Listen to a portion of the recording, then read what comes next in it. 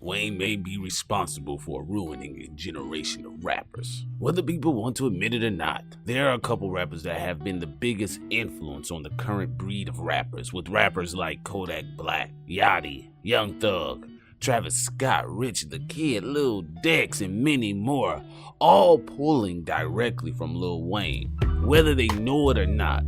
Kanye, to an extent, as far as the celebration of fashion or the over-celebration of fashion, he's had a very large influence, but Lil Wayne, more than any other rapper in recent memory, is responsible for shifting the cosmetic appearance and attitude of rappers today. Initially, when Lil Wayne hit the scene, he seemed, for the most part, no different than any other rapper within the region. In fact, Lil Wayne, along with the Hot Boys and Cash Money, spent a decent amount of time trying to fight, and they did successfully, to get from up under the shadow of No Limit Records. But of course, like most super Negro groups that obtain a large amount of fame, they decide to fight each other. It was at that point that Lil Wayne became the star of pretty much Cash Money Records. Now, prior to the Carter 3, which is basically his most successful album, Lil Wayne did release The Block Is Hot, Lights Out, of course 500 Degrees, taking shots at Juvenile's 400 Degrees, and then there was Carter, then there was Carter 2, and then there was Like Father, Like Son, prior to Carter 3. Now, Like Father, Like Son was actually the birth of the new Wayne, at least physically that is. This is where the influence really begins. Right around that time when they both released a video called Stuntin' Like My Daddy, people hadn't seen Wayne in this light. Oh, something was a little unique. There was a little edge to him, that is. And in fact, Wayne was, for the most part, around that time, I would say simply from 2004 all the way up until 2008, especially between the years of 2006 to 2008, Wayne, for the most part, was pretty damn big. I mean, he was so big and visible, he felt comfortable enough at times to take shots at Jay-Z. We all forget right now, because of the little tidbits that him and Baby have been having right now, and the fact that Wayne hasn't been as visible on the rap scene, we all forget how big and influential Wayne was.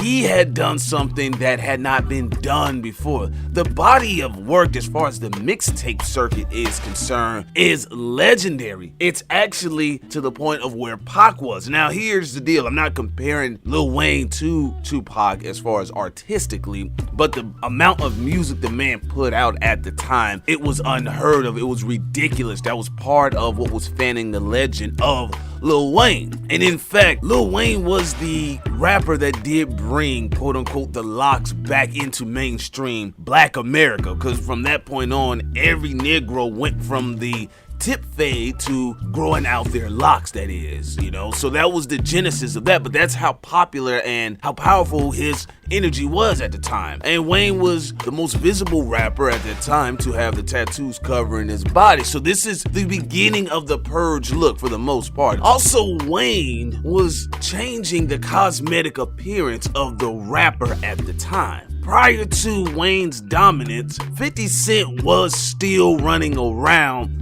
but his energy and the fanfare around him was waning somewhat due to several beefs and ongoing beefs and then frictions within his own camp. 50 Cent's energy began to kind of hit its steam a little bit. Wayne had taken the image of the hardcore looking rapper, i.e. 50 Cent, bulletproof vest, traditional somewhat New Yorkish gear, to now there was the extreme fashionable sense of the rapper. Also within conjunction with Lil Wayne's appearance was Kanye West, who was very vocal about his love for fashion, and in fact, he made sure that it was a staple within mainstream rap. He pushed forward as far as inducting it into the fashion industry, trying to get to the level of a Versace. Again, fashion has always been celebrated within hip-hop, but Kanye was taking it to a different level, that is. Wayne was changing the physical appearance of the rapper. To be fair, it was something that had been evolutionary. Now, tight jeans, for the most part, they have been worn in hip-hop. A lot of cats were acting brand new. They were like, oh man, what's up with all these tight jeans? kings, man, and these mohawks, right? Yeah, a lot of cats were acting brand new, but then they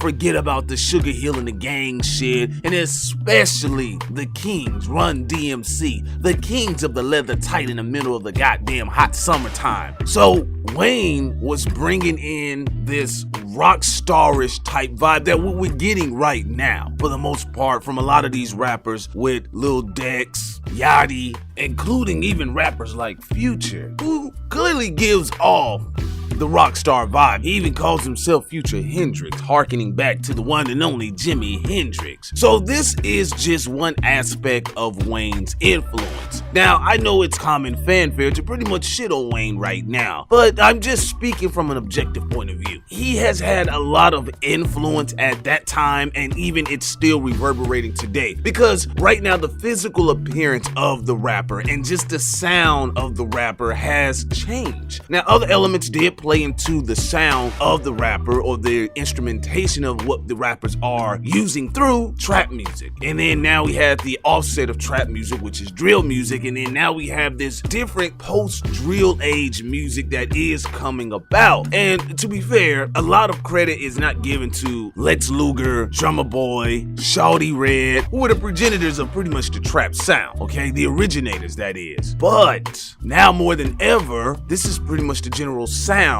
of the average rapper today, sonically speaking, that is. But when we're talking about the physical appearance, we can always go back to Lil Wayne, even to how the music is being produced today, how it is being disseminated, right? I know a lot of people like to jump on Future because they got like, God damn, another mixtape, God damn, another mixtape. Come on, man, you're flooding the market, man. People are not gonna value the music. Let's go back to Lil Wayne, whose mixtape grind still to this day is fucking legendary, that is. Every day you turned around, every week you turned around, Wayne had a new tape, a new mixtape. So constantly dropping music, keeping your name out there, especially with the advent of social media, a lot of the new breed MCs, or rappers that is, are pretty much copying the template, or going on the same template that Lil Wayne had pretty much for the most part pioneered. It even got to a point where Young Thug, who is also a big fan of Lil Wayne and had patterned himself off in many ways after Lil Wayne, and Future kinda had a little spat about who could put out the most music. Interestingly enough though, here's the downside of being an innovator to that degree, where people are pretty much biting your style to the point of now you have certain individuals not only eager enough to impress you, but now they're just as eagerly to replace you, i.e. Young Thug. There was a weird beef that had taken place between Lil Wayne and Young Thug that was there but quite not there, but you could tell it was there, but they was doing some weird shit, and then there was some really weird, strange, disrespectful shit. Young Thug had this weird fascination with Lil Wayne, almost to the point where he wanted to replace Lil Wayne, even going to the point of calling his next album initially the Carter 6, which did not fare well with hip-hop fans and rap fans alike. He eventually changed it to the Barter 6, not quite as disrespectful. But here's the thing though, when you have ushered in these types of movements, now, cats like Young Thug are becoming more popular than you. Now people are saying the guy that really copied you, and Young Thug has stated this himself, that he can quote damn near every Wayne lyric, every Wayne verse bar for bar. Now you have individuals like Young Thug that in a sense have kind of filled a void where you were, because you have fallen back, that is. Now one could argue that maybe Lil Wayne just became genuinely bored with rap music. I mean, the guy did sell 1 million copies of one album and then 1 million copies of another album in 1 week, and then at the same time he may have just been burned out by all the music he had put out, being on everybody's features, and then basically seeing people duplicate his style, even changing up their pattern a little bit. That could be a possibility. What is taking place now though, they have patterned themselves, when I say they, the new breed of rappers have patterned themselves pretty much off Lil Wayne, physically that is. Of course, now your average rapper does does have a Where's Waldo face tattooed all over their face. And the unfortunate part about it, though, they don't have the impromptu talent that Wayne had. A lot of that is missing. Even Leon Cohen is struggling to make Young Thug a superstar. He's made him somewhat of a star, but he's trying to train him based on the pattern of previous rappers, i.e. Lil Wayne. But today,